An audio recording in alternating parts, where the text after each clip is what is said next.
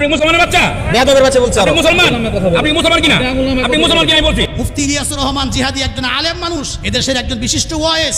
উনার সঙ্গে যে পুলিশ সদস্য বেয়াদবি করেছে, নবীর সুন্নাহ এই ইসলামী পোশাক নিয়ে যে পুলিশ কটূক্তি করেছে, আমি সেই পুলিশ সদস্যর ব্যাপারে আমি তীব্র নিন্দা এবং প্রতিবাদ জানাচ্ছি। এদেশের একজন ভাইরাল বক্তা এবং বিশিষ্ট আলেমে দ্বীন মুফতি ইলিয়াসুর রহমান জিহাদি দামাত বারাকাতুহুম আলিয়ার সাথে ঢাকা গুলিস্তান কাফতান বাজারে একজন পুলিশ সদস্যের অপ্রীতিকর এবং অনাকাঙ্ক্ষিত একটি ঘটনা সংঘটিত হয়েছে। মূল ঘটনা হচ্ছে মুফতি ইলিয়াসুর রহমান জিহাদি তার নতুন মাদ্রাসার কিছু আসবাবপত্র ক্রয়ের উদ্দেশ্যে গুলিস্তান কাফতান বাজারে আসেন। পাশেই একটি মসজিদ, এই মসজিদের খতিব এবং মসজিদ কমিটি এই বিষয়টা জানতে পেরে হুজুরকে ফোনে দাওয়াত দেন, আপনি মেহেরবানি করে আমাদের মসজিদে এসে জোহরের নামাজটা আদায় করবেন, নামাজের পরে আপনাকে আমরা সাথে নিয়ে আমরা লাঞ্চ করব। এজন্য যেহেতু নামাজের আগে সময় স্বল্প থাকার কারণে হুজুর তার গাড়িটা যে রোডে ঢুকাচ্ছিলেন, তো উনার আগেও এই রোডে রিক্সা, অটো, সিএনজি বা অন্যান্য গাড়িও প্রবেশ করেছে। এজন্য হুজুরও ওই রোডে গাড়িটা ঢুকাইছেন যেহেতু নামাজের সময় কাছাকাছি। অন্যান্য গাড়ি না আটকাইলেও হুজুরের গাড়িটা সামনে যাওয়ার সাথে সাথেই হুজুরের গাড়িটা আটকায় দেওয়া হয় এবং এটা রং সাইড বলে কেন ঢুকাইলেন প্রশ্ন করা হয়। হুজুর সাথে সাথে বললেন যেহেতু নামাজের সময় খুব কাছাকাছি আর অন্যরাও যেহেতু